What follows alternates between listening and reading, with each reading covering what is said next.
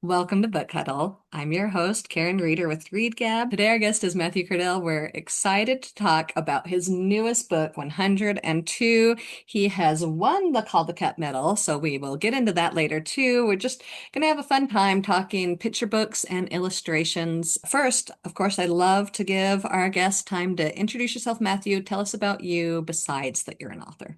I'm a dad. I have a 12-year-old and a 17-year-old and a husband too.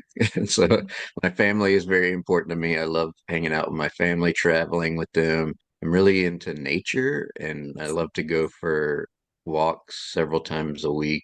And when I go for my walks, I mostly look for birds. So I guess, I'm a birder, and I have a really special interest in birds of prey and owls specifically. Oh, So neat. I wrote a book about a girl who wants to see her first owl, based on that experience. But yeah, I'm just a very curious person, so always reading and watching and listening to music, all different kinds of things, learning about new things and exploring the world at all times.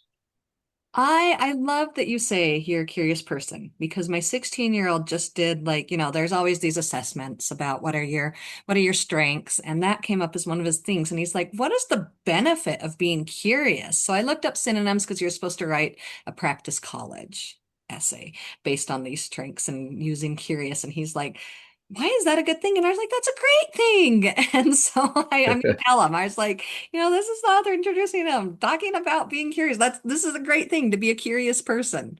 Yeah, I mean, at school visits, I talk about, curiosity all the time. I think that when we're young, we're just naturally curious because everything is so new to us. And as we get older, we become less and less curious, I think, because Because we're we just going feel, through the grind of what the teachers give us, right?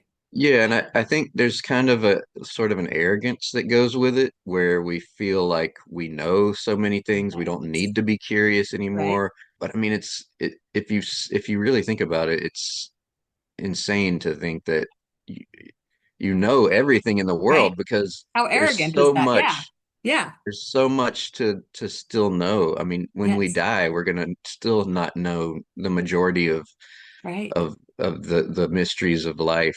So to me, it's just like I can't stop wanting to know about other countries, other languages, Yeah. other types of music, other types of art. I mean, it's just history, it's endless, so every day it's just something new and interesting to find out. So I try to impart that in my school visits where I talk about how I love being in the company of children because they're so curious and they want to know all of these things, and they're just bursting with that potential. And I try to encourage them to, as you get older, just hold on to that curiosity, because I think a lot of our problems are because of incurious adults, people that don't want to know about other cultures. They don't want to know about other people and places, and they think they already know the Yeah. answers to these things. And To and being it open to stuff. Yeah. yeah, so Powerful. Good I mean, I strength. think there's such power in curiosity and continuing to search your entire life. You become a very limited person with very limited experiences if you give up on that. So, yeah, I'm a big Yes. believer in that. I didn't even think about that word, even though I was just talking about it with my son the other night. But that's a great word for this book, 102, like curiosity and the kid's journey through it. And we are going to get into that. But first, I love to do author icebreaker that I base it on another book. So, Roald Dahl, James and the Giant Peach, the kid gets to know these insects and has the relationships with them. So pick an insect out there in the world, doesn't have to be one in the book. And what insect would it be cool if you were the size of an insect, whether you're like George and you shrink down or the insect grows big and you become good friends, and why? I really love the Quentin Blake and Roald Dahl, the that collaboration they had. And James and the Giant Peach was one of my favorites. I think, of the bugs that were in that book, the grasshopper seems to have the most appeal to me. I just can see, jumping around on the back of a Cool. grasshopper. And maybe it's just because I just drew like in 102, I drew George's companion. The main character is a cricket, Yeah. so maybe I'm just drawn to that for that reason. But yeah, I love those I mean those insect companions in James and the Giant Peach, the shrinking down too. Yes, that's awesome. Love it. All right, let's get into 102. Tell us, what is this new picture book about? It's sort of a topsy-turvy story. At the heart of the story, it's really about a young boy. His name's George, and he is sent home from school. He's has a fever of 101, and it eventually goes up to 102 that night. But and they on that same day, he and his mom catch a mouse that's running through the kitchen. Mhm. So he goes to bed that night. He wants to keep the mouse, as a pet. Yes. So he goes to bed that night with the mouse in an old fish tank that he had in his bedroom. He wakes up in the middle of the night at 1:02 a.m. and there's a cricket on his chest chirping, and the cricket kind of leads him towards the end of the bed, and the cricket magically makes George shrink down to about the size of a mouse. And the cricket leads George onto this middle of the night journey into this miniature world and explains to him this little mission that he needs to go on. It's kind of surreal and goes in a lot of different interesting ways and places, but it started out for me with the rescue story, because that actually happened with me and my son. We rescued a frog that got trapped in one of the window wells of our house outside of our basement. The impulse sometimes is to think like, oh, maybe I want to keep this Yes, my new little friend. creature. Yeah, yeah. But the best thing to do is really to let it free. So that's how the story started. But then it just sort of like unraveled into all these different directions. And one of the other sort of themes that carries through the book is the number 102. How Yes. it in the many different ways that numbers are interpreted and seen and used to measure things. And so it's that sort of lends itself to this kind of surreal storytelling that goes through the story, the book. Well, we loved the 102. So, I have a kindergartner. So, but I read it to her last night. And Nice. whenever we read, since she's still in those early stages, she'll pick a word that she'll repeat throughout. And sometimes she'll pick one from the cover, or we'll pick, a sight word or something that I think will be repeated. And so she looks at it and she's like, well, what word am I going to do? And I said, well, why don't you say 102? And so she had a fun time because each page she would look Yeah, it at comes it up. before I started Right. reading. And so she would scan the page, she'd scan the words or scan the picture, and she would get really excited, like when she found the coin and she was like, there it is, 102 on the coin. And so that was a fun Nice. interactive way for me and my daughter to read together. And Yeah, that's great. There's actually like quite a few hidden instances of 102 throughout the pictures as well. So yes, I wondered it's if a I fun missed any. little Like I would sit there and like stare at the page. Here's the one with the coin. So I know I got that. Is there only right. one for each? But yeah, Yeah, sometimes it was I obvious under the tree to Yeah, the most of the address, time it is obvious, but there's a few places where it's sort of hidden into like in the like in the art. background. Okay. There's a Yeah, place like where I it's couldn't find one here. Is there one when he's shrinking? no, it's not on every Okay, page. okay. Because I was like, am I You're missing gonna have to something? I'm do like your staring at the folds of the robe, and I was no, no. I was getting It's so into it, trying to find if I missed anything. it's usually, it's not hidden in like the Okay, lines not of in the like the lines, drawing. because Yeah, you do it's a more lot of like on penny. a label of something, Okay, or it's like on cool, the patterns of a rug or something like that. So it's like cool. yeah, little fun little Easter Yes. eggs throughout. Yeah, we definitely had a lot of fun with that. So tell us more about the details of the creation. So it was a rescue story. You were thinking, the frog and the mouse. And Yeah. then when did 102 come in? Can you tell us art? Does it happen while you write, or is it strictly words first? the story, it started with that sort of little seed of that, life moment. And then I started to think like it occurred to me at that moment that that could be the beginning of something, like a little rescue story with a parent and a child. And but that wasn't sort of big enough for me, so I was sort of thinking of ways to build on that. And I started to think about what the characters were like. And I thought, maybe George should start off where he's vulnerable in some way too. And so he's sick, and then I started to think, well, he can't be too sick Right. because then it's like he's not going to be able to do Can't do anything. anything. He'll be in bed all day. So I started to think of, numbers. 101 fever is not that bad, Yeah. but 103 is bad. It Right. started to get scary at that point. Not scary, but, as a parent, you're sort of like, you don't Oh, want your kid's yes. fever to get that high. So 102 was kind of a happy, Yes. little middle ground. And I also like the number, it's three different digits and it's sort Yeah. of but so then I started to think like, well, maybe that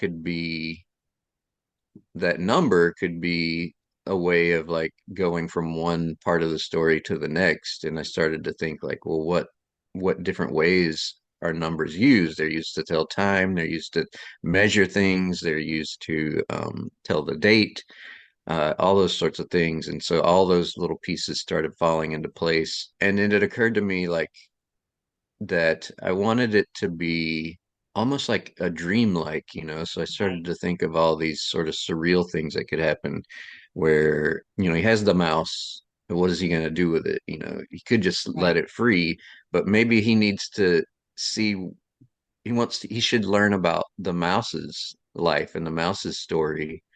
So I thought, well, why don't let's make him mouse size. We'll have him shrink down and then learn about this mouse family and where this mouse came from and what it was doing in the kitchen and all these things.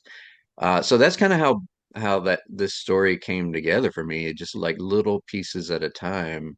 Sometimes the story will just sort of happen fully formed, and I just need to sort of write it out and find the right Right. words. And Yes. but this one came sort of like bits at a time.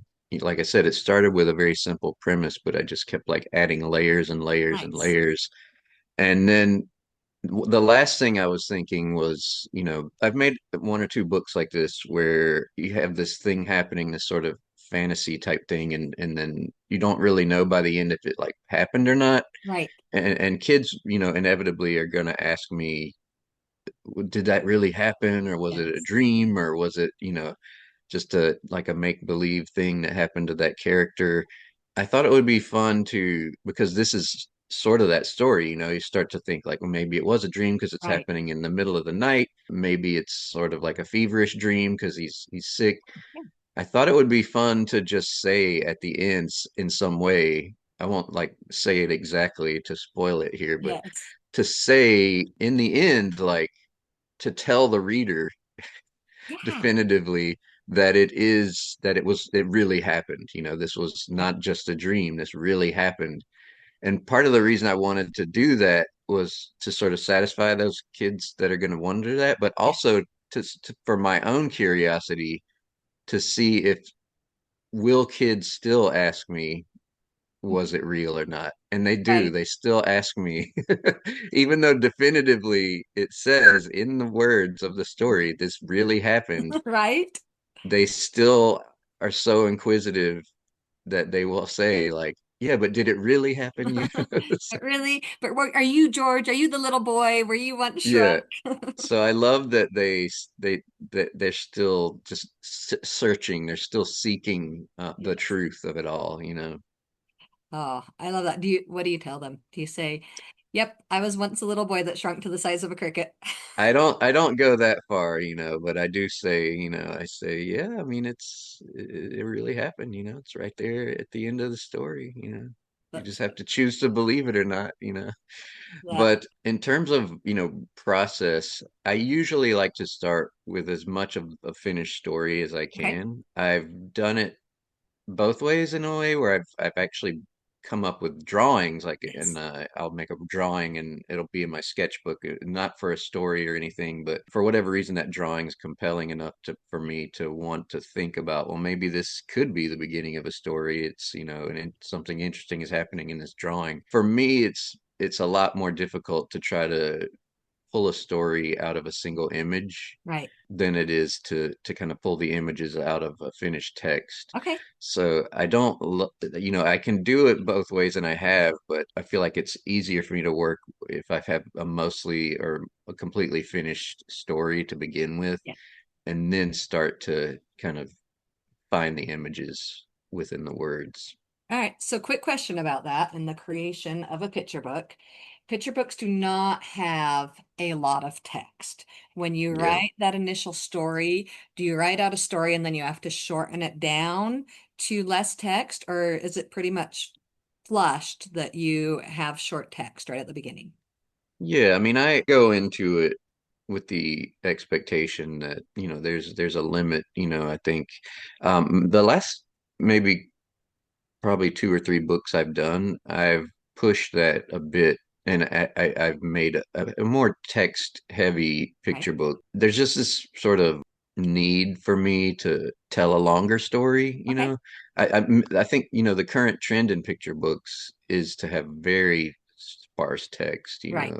and I've done those books as well. I've written those manuscripts very short, concise, tight, but I like to do different things, I like to Yes. create in different ways. Okay. And I also wanted to make a book that takes a bit longer from the first page to the last page, Nice. just something that requires you to sit with it longer, Right. to kind of stay on each These page are turn not 2 minute longer. stories. Right. Yeah, there's a different sort of satisfaction in that for me to write that, but also knowing that the people that read it are going to be reading it for, they're Yes. going to be spending more time with the thing that I created. I don't know. There's something different about a longer picture book. I think there is sort of a threshold, Yeah. because especially in our culture, in our current time, we just don't. We kind of get antsy, and if you Yes. expect something to be short and it's longer, there's some resistance there. So you have to find sort of a stopping point. Yes. But The balance, right? yeah, but But a you nice have, balance. and I feel like there is good balance because we have the very short text pages and then the Right. long ones. And so Yeah. it's Yeah. intermingled throughout that some only have very, very few words. Hmm. And oh, there's your beautiful owl. I Right. don't think The I've ever owl, seen yeah. an owl besides at a zoo. Have you seen one Yeah, it's pretty in the exciting. It's wild? pretty, yeah, all the time. Yeah. Nice. Yeah, I go out. I mostly go birding at night or in the Nice. evenings. So mostly trying to find and see and listen for owls. Yeah. Oh, that's awesome. I always want to hear from an author how it would go because I picture myself because I get so distracted and I have multiple projects, whatever it's going on in life, Hmm. that I picture myself being like, oh, I want to draw this now that I wrote this paragraph or getting so distracted. So when Yeah. you do the start, you talk about in the end on the back of the cover, this pen, right? And Hmm. so you found a multicolored pens. Was it one of those that it clicks down Yeah. and it's blue and it clicks down and it's red? Is that what Yeah, it I is? have one. I usually keep one in my pocket because I Nice. draw with these a lot. This is the pen that I've used. It's like one of these big, chunky. Right? This one has 10 colors on it, Oh, and 10. yeah, it's Something. got like Yeah. it's very kind of goofy. It's got like a silly face on it, And that's and what you drew these pictures with. yeah, yeah. So you Love can it. click, one color at a time. I really settled on this one.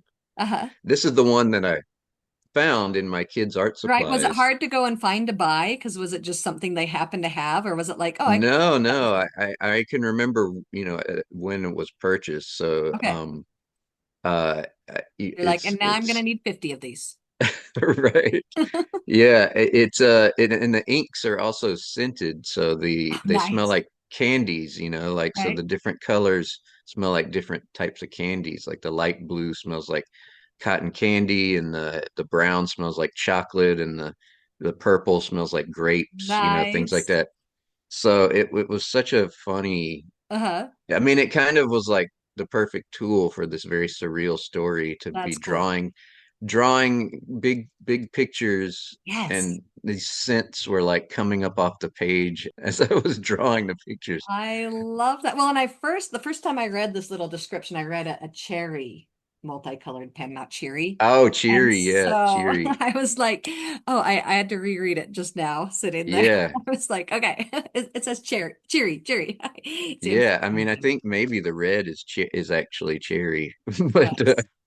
yeah, it is Yes. cherry. It's cherry and cheery. Is that a cat's tail? Yes, my gosh, I've been trying to shoo her around for those Nice. walking. I keep trying to push, and now she's pretty sure she's going to sit here. So I might need to just put her on my lap to get her to leave me alone. Usually my cat will jump in my lap when I'm doing things like this because he Uh-huh. thinks I'm talking to him, so he Right? jumps in my lap and I have to pet him. And Tell so like, yeah, just calm down and I sit. Just calm I'm down and sit. familiar with that impulse. Yeah. Yes, I had one day that I went and showed my husband because the other cat sat and got comfortable, but I was in the interview and I had like claw marks because I was just trying to keep going on this interview and just would dig into my, you know how they do that where they paw Yeah, yeah. Oh yeah. to my leg, little stinker. So, Nice. okay, so 10 colors, one pen that you had to get multiple of to get through all the inks. How big Right. are these pictures when you make them? They're exact size as you see About them this. in the Okay, book. Yeah. perfect. Yeah. So, Yeah. and then you've got like multiple colors going on just in the sky. It's not just like one color of sky, Right. adding like maybe some Yeah. reds So and yellows in there. yeah, it's everything is a layering. So if you look closely at the drawings, you'll see the different layers of Right. lines that kind of cross over each other. Mm-hmm. And what happens is it's sort of like mixing paint in a way Okay. where if you draw first, I'll draw everything in yellow, for instance. Okay. Like that entire owl will be yellow, just Oh, yellow cool. lines. And then I start to draw orange on top of the yellow in certain areas. And then I start to draw a little blue. So Uh-huh. when you start to mix those individual colors, it starts to make shadows, the colors of shadows. It starts to make the different colors of the feather patterns. So So was there a brown ink in that pen, or does this owl look brown because you had yellow and yeah, there is orange? brown, but Okay, there's brown. for instance, I would not just draw the owl in brown Okay. just because it would be sort of a very monotone Right. Yes. expression. So if you look closely, you'll see, there's blue in the shadows, or there's, red and red with yellow that makes, purple, and those things start to make a brownish Cool. color. It just gives it more it gives it more life, Yes. to add like complete color. Because that's how our eyes see things. We don't see, like, if you see like a bar of chocolate, you're not actually seeing just a solid brown thing. You're seeing lots of color Right. that it's coming together in the shadows and the highlights from the reflection of other things. So Mhm. that's how our eyes see things. So it sort of gives it a more lifelike appearance. Right. Oh, I love that. And I thought this was so neat because I don't know. I'm sure there are others out there, but I don't know that I've sat and looked at a book that I was like, wow, that was drawn with different pennies. And so this was so cool. Right. Yeah. And tell me, because you said, you found this like in your kids' stuff, right? This multicolored pen. At Yeah. what point in the story, like it was all written and you decided 102, it was all fleshed out, and you're like, okay, now I need to draw the Right. pictures. And one day you're like, hey, look at this. Is that Yeah. just what happened? Well, what happened was I pitched it to my publisher. When I pitch a story idea, I don't usually illustrate a whole lot of it. I'll do Okay. like some sketches, some pencil sketches, and Okay. then I'll make a two, three finished pieces of what the art will look like. And Mhm. pretty much all of my books have been a combination of pen and ink, which is, a dip pen sort of that you dip into black ink. So the Okay. lines are all black, and then they're Okay. colored with watercolor paint. So it's a Nice. combination of pen and ink and watercolor, Nice. which is that was going to be that was my intention, was to illustrate this book that way. And I Yes. did some art studies, and I shared those with the publisher. And then I found this pen and I started drawing with it a lot, like Right. pretty much only in my sketchbook. I wasn't like, Okay. it never really occurred to me to try to even do Do a whole anything book. um Yes. because it's very time intensive the way that Right. to draw those types of pictures because it's kind of like drawing one object like 5 or 6 times because you're just Yes. layering. Right. But I think, I was sharing some of the sketchbook drawings I was doing on Yeah. social media, and people were sort of asking me if I was sort of, I was going to do a book like that. And I Yes. I was basically said no, Right. This is just it fun. takes a long time. I don't know if I'll Yes. ever do that. Right. But it became sort of a challenge in my mind to do it that way because I was really enjoying to make those Right. drawings, but at the same time I was like, this is going to take me a lot longer to draw Right. it this way. But I decided to just go for it. But I Right. had to sell the publisher on it, so I had to Okay. take the same character drawings I did, but interpret them in that sort of different style. Right. They liked it, but they didn't. The insects at first and the mice were very realistic, Okay. so they looked sort of frightening at times. Okay. Okay.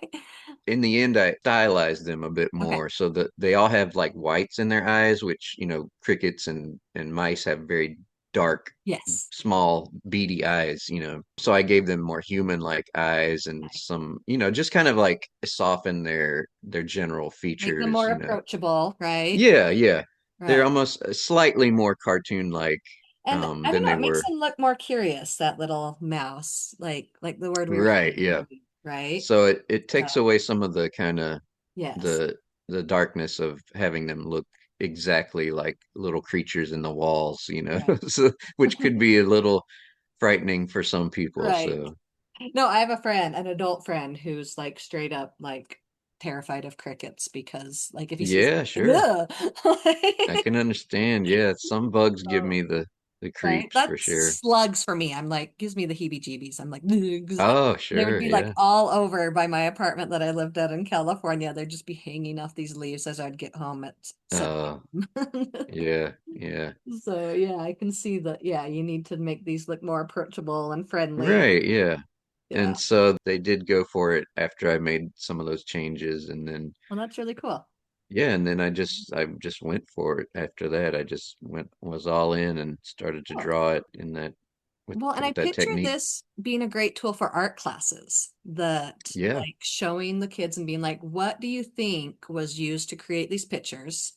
And then could you create something with a pen like this? And kids love those pens. Like, Oh yeah, you yeah. know, I've done a couple art things with art oh, classes cool.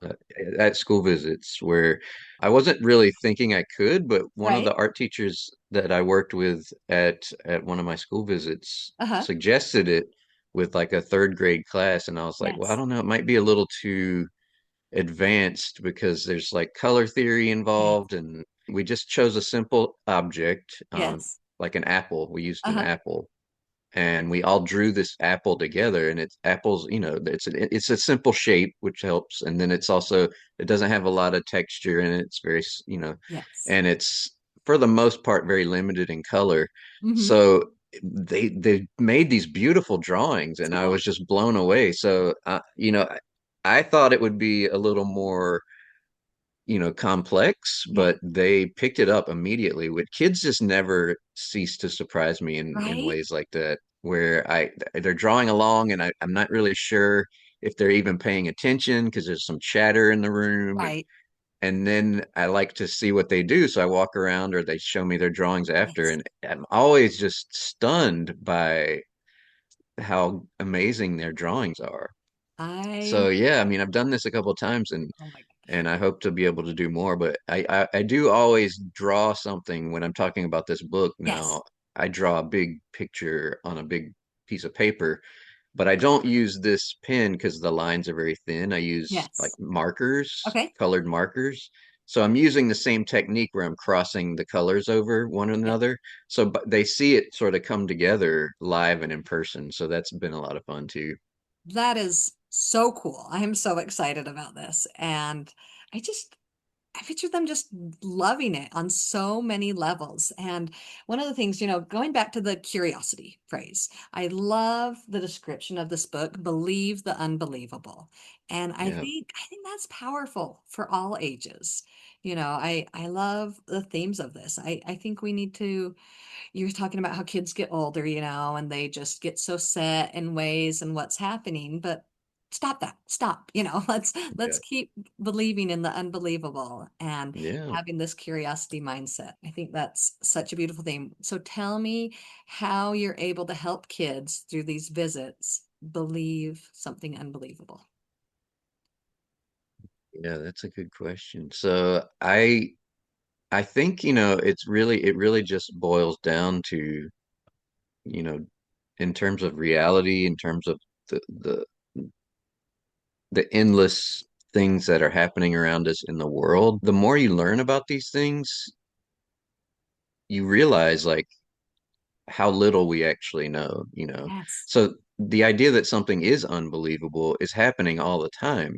How can animals live in frozen temperatures, or how are some places warmer all the time? I don't know, just there's small little Yeah. mysteries happening all the time. We just sort of, as adults, as we get older, they don't, for whatever reason. I mean, I think a lot of it's probably, we're just trying to stay alive. We're just Yes. trying to get through one day after the next. So we sort of, that longing to find out and to solve problems or to learn, it diminishes over time. But like I said, I think if more adults, if more young adults just stayed curious, kept learning, kept wanting to learn, it's really just about wanting to learn Yes. too. 100%. You are going to constantly be, you're going to believe things that were at one time unbelievable to you. I mean, these things happen to me all the time, whether it's something simple like, oh, I don't think I could ever eat like sushi, or Right? something like that. And then you try it and maybe you don't like it right away because it's very different, but Yes. did you realize it's something that you could grow to love? That's constantly happening in our lives. It's just a matter of choosing to see it and choosing to encounter those moments where something is new and what you might think is unbelievable, and flipping it and learning about it and realizing it's approachable, and it's something that you do love, and you do, now that you understand it, and it changes your life. That little moment, it changes no matter how small. I mean, you're changed because of it. Yeah. So it's something that we could and should Live by. do and Yeah. and encounter for our Yes. entire existence. So I just wish people would Right. hold on to that longer. Right. Yes, that's perfect. I love it. All right. Can you tell us what's next? What you have? Any other projects going on or coming out Yeah, so recently? I'm always juggling a couple, two, three projects at a time, which is where I'm at right now. I'm working on illustration for a couple different projects, and I'm trying to write my next book. But and then the next book that comes out is already done. It was Yeah. finished quite some time ago. But again, it's different from 102. It's actually nonfiction. It's a picture book biography about one of my artistic heroes, David Bowie. Oh, cool. So it's called Starman, and it'll be out in Wow. September. And it's sort of because Bowie was such a different type of creator. Story itself is told in a different way, where he's kind of a explorer Hmm. who goes through space, almost like a little prince sort of figure, where he Okay. flies through space and he visits these different planets. On each planet, there's sort of a different sound and culture and different type of person.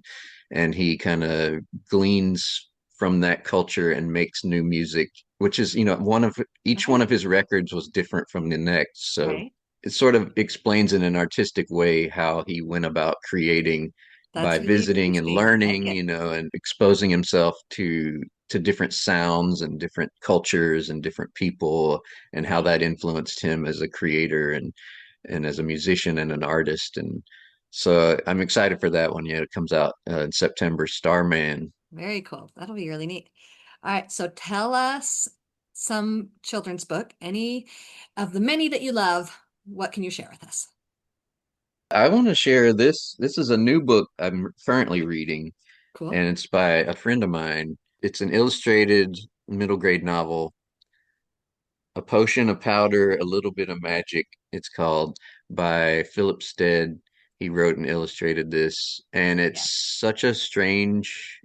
It's I've oh, got you my have arc it of there. it right Great, here. excellent. It's told in such an unorthodox way. It's sort Yes. of broken up, and it's not told in a very linear way where it's told sort of out of order. But I mean, it all makes sense. Yes. And it's also just sort of stream of consciousness craziness, and it's sort of a Yes. medieval story. So it's kings and knights and stuff like that. It's so fun, and he's such a great writer. He's just such a way with words, and Yes. and I'm really enjoying it. And the illustrations are beautiful. So that's the one I wanted to just share with you today. Yes, I love it. And I love that, as a fellow author illustrator of children's books, because that's what he usually does is the picture books. And Yeah, right. This is his so first novel. Yeah. yes, yes, it was a lot of fun. And he said in the interview, actually I'm posting that today, so this will be by the time this interview posts, Oh, nice. it'll have been posted. But he t talked about that it was an image of the castle on the goats. That was the first Oh, right. that Yeah. got started. So that's so cool. But I love that you're also author illustrator of picture books. So I have to ask then, since you brought up his middle grade, would you ever do a middle grade? Yeah, I hope to one day. I have an idea for one. I just have to kind of work up the courage to start banging it away, because it's a different challenge, Right. Usually for me with the picture book, as long as I have a sort of a finished idea, Yes. I can write a rough draft of it. Not it doesn't take me so long. The conception of it, the idea is usually the most difficult part, and trying to Right. find how the pieces fall into place. But and the pictures usually take me a lot longer than the text in reality. But for a novel, of course, it's the other way around. I Right. would do an illustrated novel, That'd be but cool. We need the more of those. text would be a lot more time intensive Yes, than for sure. the pictures in that case. And I definitely hope to do that maybe in Cool. the next several years. So Cool. yeah, All right. Well, we'll watch for it, Matthew. That'll be great. cool. Yeah. All right. Well, thanks so much for joining us today, Matthew. That was fun. Yeah, thanks for having me. Isn't that so cool that Matthew Cordell illustrated this book with that multi-ink pen? I just thought it was brilliant. Do you know what helps curious minds find podcasts that they love? It's if others who have loved a podcast rate and review it. So do me a favor, go leave a rating and review on BookHuddle for me. Thanks.